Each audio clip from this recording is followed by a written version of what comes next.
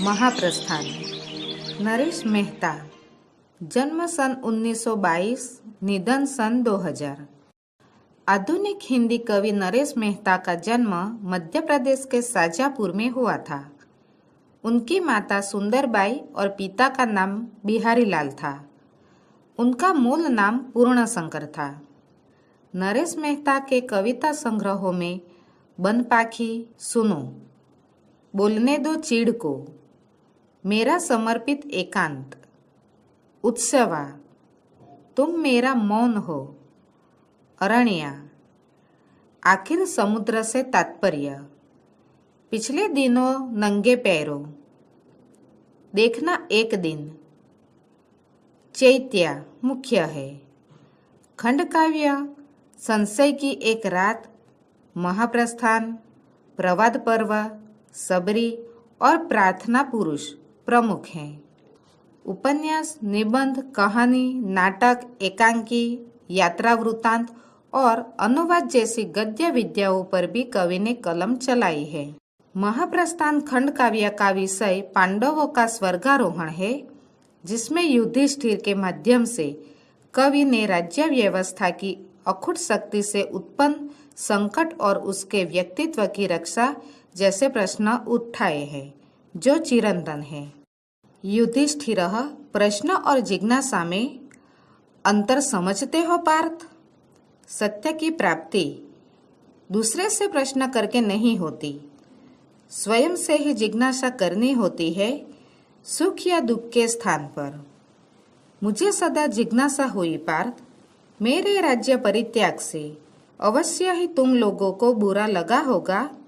मैंने मात्र शास्त्र व्यवस्था के कारण ही वानप्रस्थ नहीं स्वीकारा, परंतु यह मेरी वैचारिकता का निष्कर्ष था बंधु।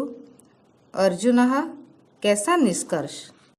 युधिष्ठिर अर्जुन से कहते हैं, प्रश्न और किसी चीज के बारे में जानने की इच्छा यानी जिज्ञासा का अंतर तुम समझते हो पार्थ? फिर वे स्वयं बताते हैं कि सत्य की जानकारी दूसरे से प्रश्न करके नहीं की जा सकती, खुद से इसे जानने की कोशिश करनी चाहिए। वे कहते हैं कि चाहे सुख का समय रहा हो या दुख का, मुझे सदा जिज्ञासा हुई है। मैंने राज्य का त्याग कर दिया, इससे तुम लोगों को बुरा अवश्य लगा होगा। वे कहते हैं कि मैंने राज्य को त्याग कर केवल शास्त्र व्यवस्था के कारण ही वानप्रस्थ आश्रम स्वीकार नहीं किया था, बल्कि यह निर्णय मैंने बहुत सोच विचारक लिया था। अर्जुन पूछते हैं, कौन सा निर्णय? युधिष्ठिर, वस्तुओं से हीन होते जाने का अर्थ है व्यक्तित्व से संपन्न होते जाना। युद्ध, राज्य, साम्राज्य, संपदा, संबंध, इन सब की सीमाएं है पार्थ। यही वे कुछ चक्र है जिन्हें व्यक्ति अपने चारों ओर बुन लेता है और फिर कभी इस सफलता की सुगंध के परिवृत्त से बाहर आना नहीं चाहता। ये वस्तुएं, ये सफलताएं एक दिन उसका पर्याय बन जाती है। वस्तुओं और सफलताओं के माध्यम से अमरता प्राप्त करने को ही तो तुम पुरुषार्थ और संकल्प कहते हो। युधिष्ठिर कहते हैं कि वस्तुओं से रहित होना ही व्यक्ति से संपन्न होने की निशानी है। हे पार्थ, युद्ध, राज्य, साम्राज्य, संपत्ति, संबंध आदि सबकी सीमाएं हैं। ये सारी चीजें षड्यंत्र है। उन्हें कोई व्यक्ति अपने चारों ओर गूंथ लेता है, इसके बाद वह फिर कभी इस सफलता रूपी घेरे से बाहर नहीं निकलना चाहता।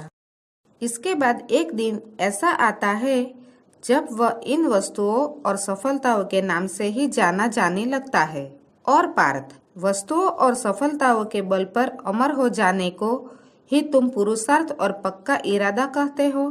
ये दुर्ग, प्रासाद, स्मृति भवन, चारण प्रशस्तियाँ, ये झूठे इतिहास वाले शिलालेख व्यक्ति को अमरता देंगे? पार्थ, जड़ जड़ का ही प्रतिनिधित्व कर सकता है, चेतन का नहीं।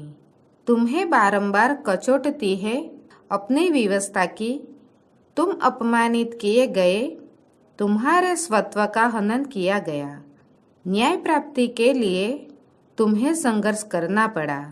पर पार्थ, ये किले, ये विशाल भवन, किसी की याद में बनाए गए ये महल, चरणों द्वारा किए गए स्तुतिगान और झूठे इतिहास वाले शिलालेख क्या व्यक्ति को अमर बना सकते हैं?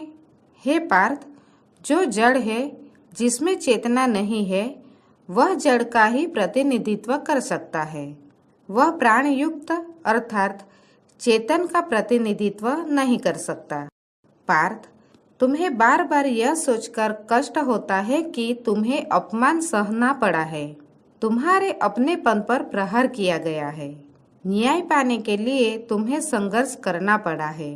इन चीजों से तुम्हें कष्ट होता है। पर हे पार्थ, कभी उन विचारहारा साधारण जनों के बारे में सोचो जो सदा अपमानित होते रहे हैं, जिनके स्वत्व का अपहरण ही हमारे ये दीप्तित साम्राज्य है। अन्याय के अभ्यस्त वे नहीं जानते कि न्याय भी कुछ होता है।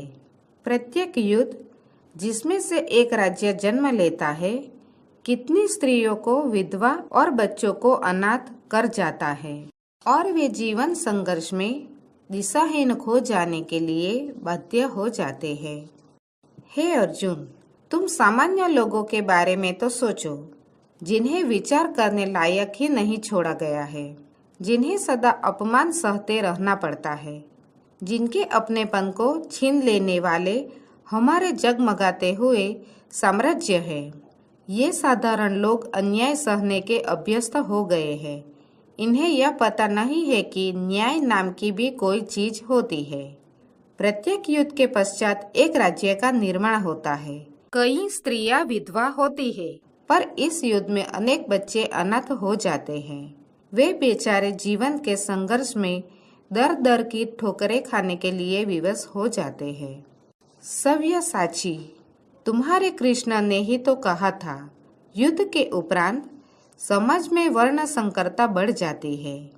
कर सकते हो उस दिन की कल्पना जब इस पृथ्वी पर कुल गोत्रहीन वर्ण संकरता ही विचरण करेगी।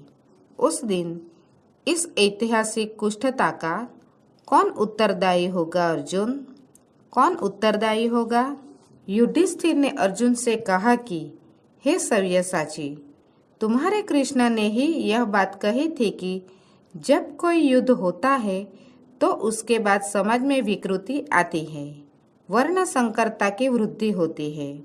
हे अर्जुन, क्या तुम उस दिन की कल्पना कर सकते हो जब युद्ध के परिणाम स्वरूप इस धरती पर चारों ओर कुल गोत्र का नामो निशान मिट जाएगा और सर्वत्र वर्ण संकरता का बोलबाला होगा? हे पार्थ, सोचो, उस समय इस ऐतिहासिक विद्रूपता का जिम्मेदार कौन होगा? कौन होगा इस स्थिति का जिम्मेदार? आज नहीं तो कल राजा से अधिक कठोर हो जाएंगे ये राज्य, और सुदूर भविष्य में राज्य से भी अधिक अमानवीय हो जाएंगे ये राज्य व्यवस्थाएं।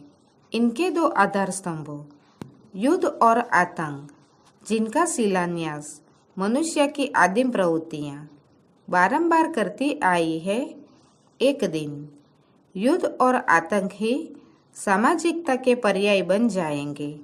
युद्ध में हमने कौरवों को हराया और आतंक के बल पर तुमने पांडव साम्राज्य का राजकोष बढ़ाया।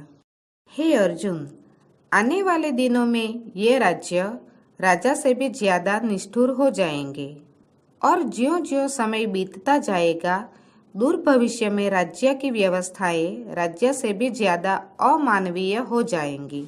युद्ध और आतंक राज्य व्यवस्थाओं के मूलभूत स्तंभ हैं। इनका जन्म मनुष्य की प्राचीन प्रवृत्तियों से हुआ है। एक दिन ऐसा आएगा जब युद्ध और आतंक को ही सामाजिकता माना जाने लगेगा। अर्जुन, हमने कौरवों से युद्ध करके उन्हें हराया और तुमने आतंक के द्वारा पांडवों के साम्राज्य के खजाने में वृद्धि की।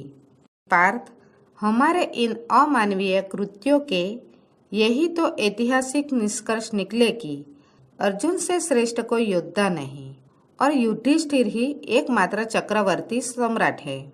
मानवता का यह रथ किस अंधे मार्ग पर बढ़ रहा है? तुम नहीं जानते पार्थ, तुम नहीं जानते कि संकट कहीं अधिक गहरा है। युधिष्ठिर अर्जुन से कहते हैं कि हे अर्जुन, हमने जो अमानुषिक कार्य किए उनके ऐतिहासिक निचोड़ ये निकले कि अर्जुन से श्रेष्ठ कोई वीर नहीं है और युधिष्ठिर ही एकमात्र चक्रवर्ती सम्राट है। हे अर्जुन, मनुष्यता अंधकार के गर्त में जा रही है। अर्जुन, तुम्हें इस बात का अंदाजा नहीं है कि संकट और गहरा हो गया है।